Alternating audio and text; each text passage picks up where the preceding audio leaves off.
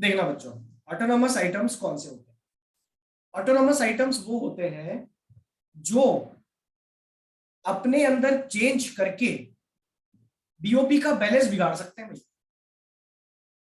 ऐसे आइटम्स जो बीओपी का बैलेंस बिगाड़ सकते हैं, बीओपी को डिसबैलेंस कर सकते हैं।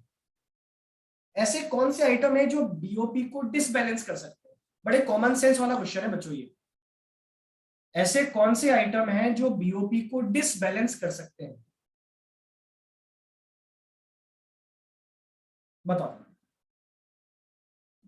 अरे जो बीओपी के अंदर लिखे हैं वो आइटम्स। कितना आसान सा क्वेश्चन है।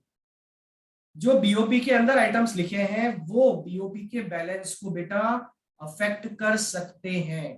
तो ऐसे आइटम्स जो बीओपी के बैलेंस को अफेक्ट कर सकते हैं उनको हम कहते हैं ऑटोनोमस आइटम्स। ठीक है। कौन कौन से आइटम्स होते हैं इसमें?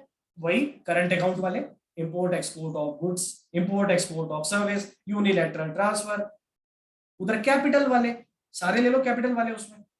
इन सब में अगर हम चाहें, इनमें अगर इंक्रीज डिक्रीज हो जाए तो बेटा ये बैलेंस गड़बड़ा सकते हैं। इसका बैलेंस ऑफ पेमेंट का इंक्रीज डिक्रीज कर सकते हैं बैलेंस ऑफ पेमेंट। ये अफेक्ट करने की सिचुएशन में है बैलेंस ऑफ पेमेंट को। ऐसे आइटम्स को हम कहते हैं ऑटोनोमस आइटम्स। और दूसरे होते हैं बच्चों आपके अकोमोडेटिंग आइटम्स। अब वैसे देखा जाए तो ये बीओपी में नहीं होते, तो बताऊंगा तुम्हें फंडा इसका। वैसे देखा जाए तो ये बीओपी में नहीं होते, ये बीओपी के अलावा होते हैं। लेकिन बेटा ये वो आइटम्स होते हैं, एक तरह से मैं बोल सकता हूं ये बेटा बैलेंसिंग फिगर होता है। ये वो आइटम होते हैं जो बैलेंस करने के काम आते हैं। किसको? बीओपी को। ये बीओपी को बैलेंस कर देते हैं। और अभी अभी हमने पढ़ा इसके बारे में और कल भी पढ़ा था बेटा। ये जनरली इन्हीं को हम जानते हैं किसके नाम से? ऑफिशियल रिजर्व ट्रांजेक्शन के नाम से। यही होते हैं ऑफिशियल रिजर्व ट्रांजेक्शन, जिनको हम कहते हैं अकोमोडेटिंग आइटम्स। ये वो आइटम्स होते हैं जो क्या कर देते हैं? बीओपी को बैलेंस कर देते हैं। और ऐसे आइटम्स जो बीओपी को अफेक्ट करके डिसबैलेंस कर सकते हैं उनको हम कहते हैं ऑटोनोमस आइटम्स। बात समझ में आ गई? ये एक ओवरव्यू मैंने दिया, एक बार पढ़ लेते हैं, जल्दी जल्दी पढ़ लेते हैं, ज्यादा कोई खास बात इसमें है नहीं, है ना। फटाफट देख लो ऑटोनोमस आइटम्स कौन से होते हैं। Autonomous items refer to those international economic transactions. अरे भाई ये उल्टी सीधी आड़ी टेढ़ी कुछ भी बात कर ले यार, बात तो अल्टीमेटली वही है ना। इंटरनेशनल इकोनॉमिक ट्रांजैक्शंस का मतलब बेटा दोनों आ गए इसमें यार। करंट अकाउंट वाले भी आ गए प्लस कैपिटल अकाउंट वाले ट्रांजैक्शंस भी आ गए। दोनों आ गए इसके अंदर, अल्टीमेटली सब आ गए इसके अंदर। जो बीओपी के अंदर है वो सब आ गया इसके अंदर, है ना। Which take place due to some economic motive such as profit maximisation. जो प्रॉफिट को मैक्सिमाइज करने के लिए किया जा सकता है। हाँ तुम ये कह सकते हो कि सर कुछ आइटम्स ऐसे होते हैं जो प्रॉफिट के ऑब्जेक्टिव से नहीं किए जाते, जैसे यूनिलैटरल ट्रांसफर, तो उसको आप यहाँ पे एक्सक्लूड कर सकते हो। ओके। लेकिन फिर भी बेटा हम मोटे मोटे तौर पे ये कह सकते हैं कि करंट अकाउंट और कैपिटल अकाउंट दोनों के लगभग सभी आइटम यहाँ पे आ जाते हैं। ओके। बिकॉज ये सारे वो आइटम्स हैं जो बीओपी को अफेक्ट कर सकते हैं, बैलेंस गड़बड़ कर सकते हैं, बैलेंस ऊपर नीचे कर सकते हैं। ओके। और ये वो ट्रांजेक्शन्स होते हैं जिनको इकोनॉमिक मोटिव से किया जाता है। इकोनॉमिक मोटिव क्या? Profit maximization. भाई import export of goods and services क्यों करते हो भाई तुम? बाहर फॉरेन कंट्रीज में इन्वेस्टमेंट क्यों करते हो? एफडीआई एफआईआई क्यों करते हो? है ना। लोन देना लोन लेना क्यों करते हो? बिकॉज अल्टीमेटली आपका ऑब्जेक्टिव है प्रॉफिट मैक्सिमाइजेशन। ठीक है। तो ऐसे आइटम जो बीओपी में आते हैं, ओके, ऐसे इंटरनेशनल इकोनॉमिक आइटम्स जो प्रॉफिट मैक्सिमाइज करते हैं, उन्हीं आइटम्स को हम कहते हैं ऑटोनोमस आइटम्स। इन्हीं का बच्चों एक नाम और होता है, याद रखना, इन्हीं को हम कहते हैं अबव द लाइन आइटम्स। क्या कहते हैं बच्चों इनको? Above the line items. अब इसका मतलब क्या है sir above the line items का मतलब? भाई मुझे बताओ, ये कैसे वाले आइटम्स हैं? ये ऐसे आइटम्स हैं जो बैलेंस को गड़बड़ कर सकते हैं। ओके। तो इनको हम कह देते हैं अबव द लाइन। अभी तुम पढ़ोगे अकोमोडेटिंग आइटम्स, तो बेटा इनको कहा जाता है बिलो द लाइन आइटम्स। ठीक है। कोई स्पेशल रीजन नहीं है इसका, लेकिन याद रखना इनको ऐसा कहा जाता है बिकॉज लॉजिक सीधा सा वही है यार कि अगर ये बैलेंस वाला पॉइंट है ना, तो एक अबव द पॉइंट और एक बिलो द पॉइंट, या above the line below the line, है ना। अल्टीमेटली ये बैलेंस को शो करता है, आपको बैलेंस पे आना है ना। तो बैलेंस गड़बड़ करने वाले जो हैं और बैलेंस बनाने वाले जो हैं, ऐसे दो आइटम हैं जिनके बारे में अल्टीमेटली यहाँ पे बात होती है। ठीक है। चलो एक बार देख लो, एक बार पढ़ लो। आगे बढ़ते हैं हम लोग। Autonomous transactions are independent of the state of BOP account. ठीक है, for example if foreign company is making investment in India with the aim of earning profit, then such transaction is independent of country's BOP situation. Because ये बेटा individual transaction है, इसीलिए बेटा ये affect कर सकता है बीओपी को। ओके, ये एक इंडिविजुअल ट्रांजैक्शन है, एक इंडिपेंडेंट है, इंडिविजुअल भी कह दो इंडिपेंडेंट भी कह दो, ये आप अपने इंडिविजुअल लेवल पे कर रहे हो, लेकिन ये अल्टीमेटली उस कंट्री की बीओपी सिचुएशन को क्या कर देता है, अफेक्ट कर देता है। देखो अब आती है काम की बात, autonomous transaction take place on both current and capital. बेटा करंट वाले और कैपिटल वाले दोनों आइटम इसमें आ जाते हैं। On current account merchandise export import of goods are autonomous transactions. Okay, और कौन से होते हैं कैपिटल में, receipt and repayment of long term loans by private individuals are autonomous transactions. ठीक है, एग्जैक्टली याद करना हो तो ये पॉइंट बाय पॉइंट याद कर सकते हो कि ये होते हैं भाई ऑटोनोमस आइटम्स। ठीक है, अब इस वाले को छोड़ दो, पहले हम मीनिंग की बात कर रहे हैं। अकोमोडेटिंग पे आओ। अकोमोडेटिंग आइटम्स कौन से होते हैं? Accommodating items refer to the transactions that are undertaken to cover the gap in the balance of payment.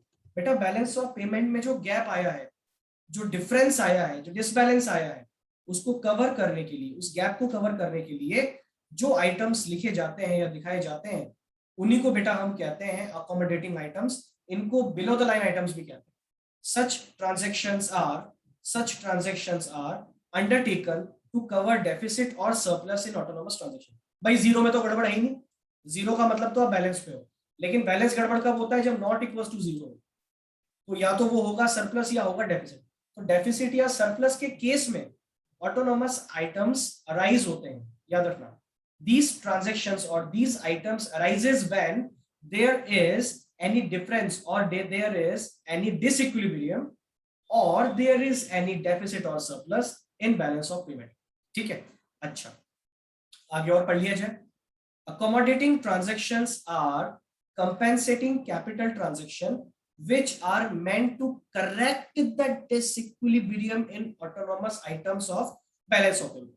बेटा जो ऑटोनोमस आइटम्स की वजह से जो डिसबैलेंस आया है ना, जो डिसइक्विलिब्रियम आया है ना, उसको सही करने के काम आते हैं ऐसे ट्रांजैक्शन, इन्हीं को हम कहते हैं अकोमोडेटिंग आइटम्स। ठीक है, for example if there is a current account deficit in BOP, then this deficit is settled by capital inflow from abroad। The sources used to meet a deficit in BOP। ये तो खैर हो ही जाता है, ये तो खैर फैक्ट है। मैंने आपको बताया भी था बेटा, कल याद होगा कि जैसे करंट अकाउंट अगर पॉजिटिव बैलेंस आ रहा है तो डेफिनेटली कैपिटल अकाउंट का बैलेंस कैसा आएगा, नेगेटिव। और कैपिटल का अगर नेगेटिव आ जाता है, दूसरा क्या हो जाता है, पॉजिटिव।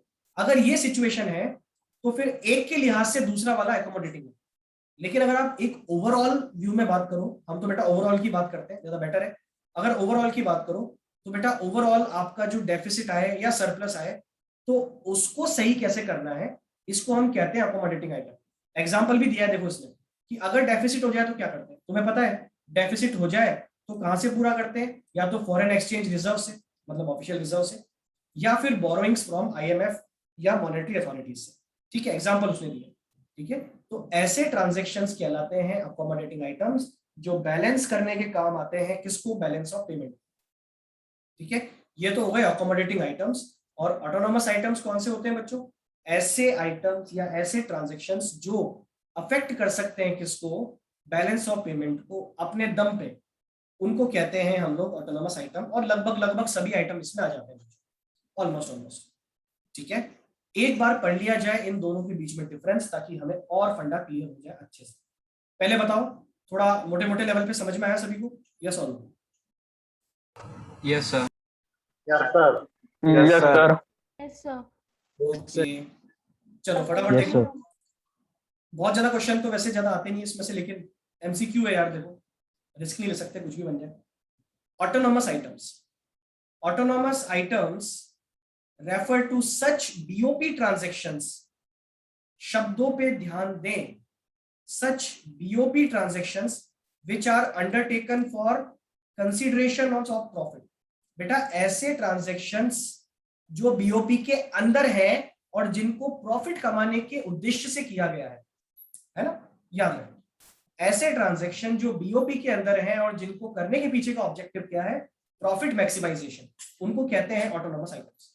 अकोमोडेटिंग आइटम्स कौन से होते हैं? Accommodating items are free from the considerations of profit. बेटा कोई प्रॉफिट का ऑब्जेक्टिव नहीं है हमारा, नो प्रॉफिट। अच्छा मुझे बताओ, तुम जब बैलेंस करने के लिए लोन लेते हो या ऑफिशियल रिजर्व ट्रांजैक्शन करते हो, बेटा क्या आपका प्रॉफिट ऑब्जेक्टिव होता है क्या वहां पे? बताओ मेरे को।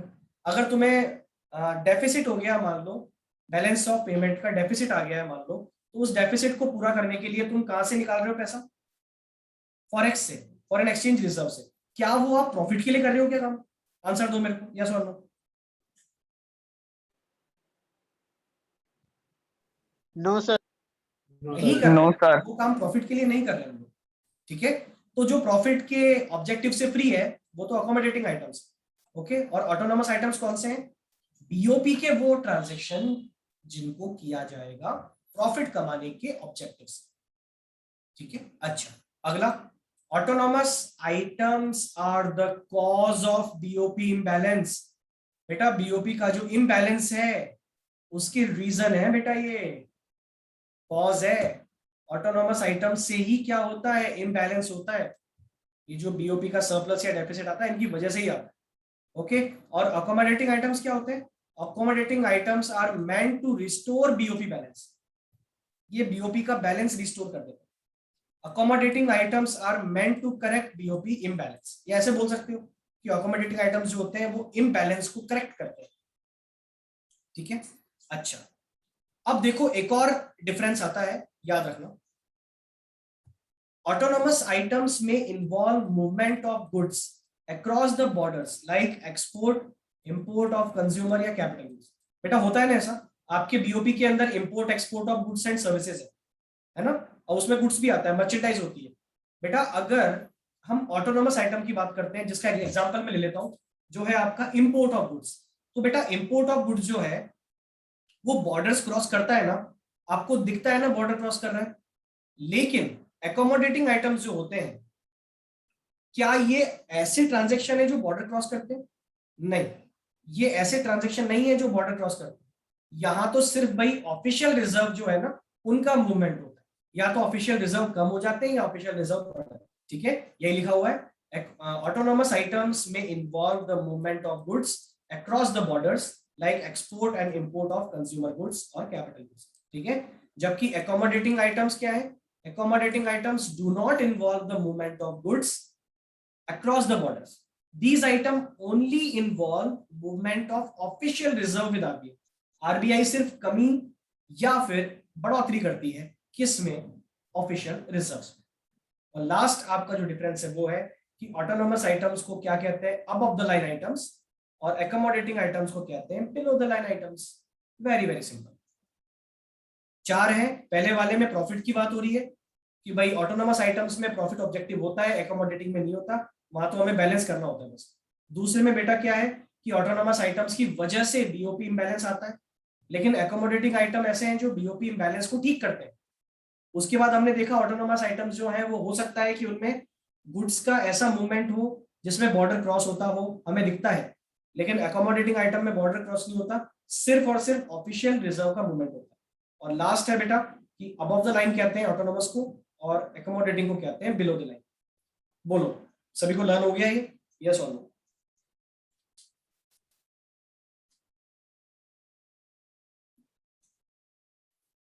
Yes sir. Yes sir. Easy है, काफी इजी है, कोई तकलीफ की बात नहीं है, बड़े आराम से हो सकता है ना। तो ये बेटा हमने कर लिया है कंप्लीट, और इसी के साथ हमारा चैप्टर जो है ना वो हो गया है फिनिश।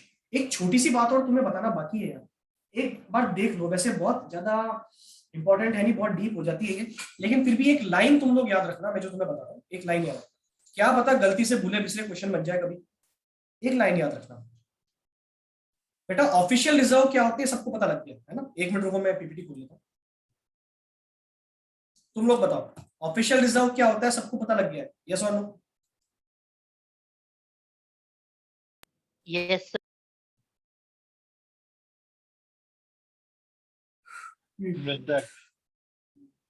कहाँ गया भाई, ये रहा।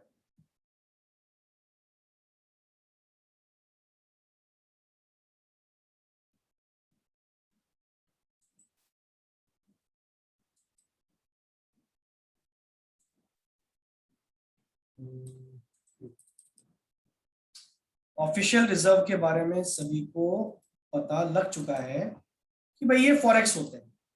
अब देखो भाई, मैं तुम्हें एक बात यहाँ बताने वाला हूँ, एक बड़ी नॉर्मल सी बात बता रहा हूँ, सब लोग ध्यान से सुनना।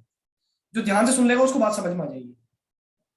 बेटा ऑफिशियल रिजर्व कब बनता है, मतलब सॉरी, ये ट्रांजेक्शन्स कब होते हैं? जब बीओपी बन चुका है और उसमें इम्बैलेंस है, तब ऑफिशियल रिजर्व ट्रांजैक्शन होते हैं। क्या मैं सही कह रहा हूं? यस और नो? Yes sir. अब मेरी बात को बहुत गौर से सुनना जो मैं बोल रहा हूं। अगर मैं ये बोलूं कि ऑफिशियल रिजर्व ट्रांजैक्शंस को, ध्यान से सुनना, अगर मैं ये बोलूं कि ऑफिशियल रिजर्व ट्रांजैक्शंस को मैं बीओपी का ही हिस्सा बना दूं पहले से ही, तो क्या कभी आपका बीओपी इम्बैलेंस हो सकता है क्या? आंसर दो। अगर बीओपी के अंदर current account, capital account, error omission, इसके अलावा मैं एक और चीज इंक्लूड कर दूं, ऑफिशियल रिजर्व ट्रांजैक्शन, उसके बाद टोटलिंग करूं, उसके बाद बैलेंस निकालूं, तो मुझे बताओ बैलेंस हमेशा जीरो आएगा? क्या उसमें कोई इम्बैलेंस हो सकता है क्या? सर जीरो ही आएगा। जीरो ही आएगा। अरे भाई साक्षात आपने तो बैलेंसिंग आइटम को अपने साथ बिठा लिया, साक्षात पूरा का पूरा ही। मैं तुमसे कहता हूं कि तुम P&L अकाउंट दिखा रहे हो, और P&L अकाउंट में अगर तुमको नेट प्रॉफिट दे दिया जाए क्वेश्चन में, और नेट प्रॉफिट ही तुम दिखा दो P&L में, तो मुझे बताओ क्या कोई बैलेंस आएगा क्या? फिर आंसर दो। जीरो ही आएगा। कोई बैलेंस ही नहीं आएगा, बिकॉज बैलेंस जो आता था वो तो आपने दिखाई दी। अब साक्षात बैलेंस को यहाँ बिठा देते हो, तो बैलेंस कहां से आएगा इसके अलावा? है ना? तो याद रखना कि कई बार ऐसा होता है, एक स्टेटमेंट है जो तुम्हें बोल के बता रहा हूं, समझ में आया तो मुझे बताना, कि ऑफिशियल रिजर्व जो होते हैं ना, इनके लिए एक ऑप्शन ये भी होता है कि ये कैपिटल अकाउंट का पार्ट हो सकते हैं। बेटा किसका पार्ट हो सकते हैं, याद रखना, ये कैपिटल अकाउंट का पार्ट हो सकते हैं। जो ऑफिशियल रिजर्व्स है वो कैपिटल अकाउंट का पार्ट हो सकते हैं। तो अगर ऑफिशियल रिजर्व कैपिटल अकाउंट का पार्ट है, बेटा इसका मतलब क्या है कि आपने बीओपी में इनको पहले से दिखा दिया है, और जब बीओपी में पहले से दिखा दिया है तो ये हमेशा किस में रहेगा? इक्विलिब्रियम में रहेगा। लेकिन मैं कहता हूं कि अगर ऑफिशियल रिजर्व को आपने कैपिटल अकाउंट का पार्ट नहीं माना है, इसका मतलब आपने बीओपी में नहीं दिखाया है, आप तो बिना इसके टोटल करोगे और जो आएगा उसको एडजस्ट करोगे ऑफिशियल रिजर्व से, तो फिर आपका क्या आ जाएगा बच्चों? डिसइक्विलिब्रियम, जिसको फिर आप एडजस्ट करोगे ऑफिशियल रिजर्व से। क्या ये मैंने बात बोली है समझ में आई सभी को? यस और no? Yes sir. Yes sir. बाकी बच्चे बताओ आई है नहीं आई है? रिपीट कर दूंगा, टेंशन मत लो। रिपीट कर दे सर। बेटा मैं ये सिर्फ नॉर्मल सी बात ये कह रहा हूं कि अगर आपका जो बैलेंस ऑफ पेमेंट है उसके अंदर अगर ऑफिशियल रिजर्व ट्रांजैक्शन दिखा दिए जाए, तो कभी भी आप डिसइक्विलिब्रियम में नहीं आओगे, हमेशा किस में रहोगे? इक्विलिब्रियम में। बिकॉज बैलेंस करने वाला आइटम को तो आपने खुद ही दिखा दिया अपने आप ही। तो हमेशा आपका बैलेंस ऑफ पेमेंट किस स्टेट में होता है? इक्विलिब्रियम स्टेट में होता है। ठीक है, लेकिन मैं अगर बोलूं अगर ऑफिशियल रिजर्व को नहीं दिखाया जाए, जैसा कि नॉर्मली हम पढ़ भी रहे हैं, अभी हमने यही सिचुएशन पढ़ी है, अगर बैलेंस ऑफ पेमेंट को नहीं दिखाया, सॉरी, ऑफिशियल रिजर्व्स को नहीं दिखाया जाता है बैलेंस ऑफ पेमेंट में, तो फिर पक्का क्या आ सकता है? डिसइक्विलिब्रियम आ सकता है, जिसको फिर आप मैनेज कहां से करोगे? उससे ऑफिशियल रिजर्व से मैनेज करोगे, है ना? और अगर बच्चों दिखाना हो, ये भी एक काम की बात है, अगर दिखाना हो, अगर ऑफिशियल रिजर्व ट्रांजैक्शंस को तुम्हें दिखाना हो, तो कौन से वाले पार्ट में दिखाओगे? कैपिटल अकाउंट या करंट अकाउंट? ये भी पता होना चाहिए सबको। कैपिटल। कैपिटल में दिखाएंगे, ये याद रखना। अगर दिखाना पड़े तो कहां दिखाएंगे? कैपिटल में दिखाएंगे।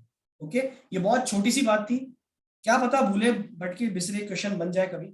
अगर बैलेंस ऑफ पेमेंट में ऑफिशियल रिजर्व्स को दिखा दिया जाए ऑलरेडी, तो बैलेंस ऑफ पेमेंट हमेशा टैली करता है, जीरो बैलेंस आता है, बहुत अच्छी बात हो जाती है। लेकिन अगर अलग से दिखाया जाए तो फिर बैलेंस ऑफ पेमेंट का बैलेंस आता है, डिसइक्विलिब्रियम हो जाता है, सरप्लस या फिर डेफिसिट, उसको मैनेज करते हैं हम लोग ऑफिशियल रिजर्व से। ठीक है, और दिखाते अगर हैं तो कहां दिखाते हैं वो भी पता होना चाहिए, कैपिटल अकाउंट में दिखाते हैं। बोलो भाई फाइनली सबको समझ में आई है ये वाली बात जो मैंने बोली है, यस और नो? Yes sir. Yes, बाकी sir. बच्चे बता sir. दो। बहुत सारे लोग जवाब नहीं देते यार, मजा नहीं आता इससे। जल्दी जल्दी। Yes, sir. Yes, sir. Okay चलो ठीक है, आ गया मतलब अल्टीमेटली सभी को ये चीज। और बेटा इसी के साथ हमारा ये चैप्टर हो गया है इतिश्री, फिनिश हो गया है ना। शुरुआत होने को बोलते हैं श्री गणेश और खत्म होने को क्या कहते हैं? इतिश्री, है ना। अच्छा फरहान ये तो बता बेटा मुहर्रम कब है, कल या परसों? 20. 20 की है क्या? अरे यार मैं तो सोचा था कल होगी, छुट्टी हो जाएगी। चलो कोई बात नहीं। ओके बच्चों इतना ही रखते हैं, कल मिलते हैं। कल थोड़ा टेस्ट के बारे में डिस्कशन कर लेंगे, है ना। और साथ में कुछ और भी डिस्कस करेंगे, असर्शन रीजन वाले क्वेश्चन देखेंगे किस तरह से होते हैं। क्लास में मत करना कोई।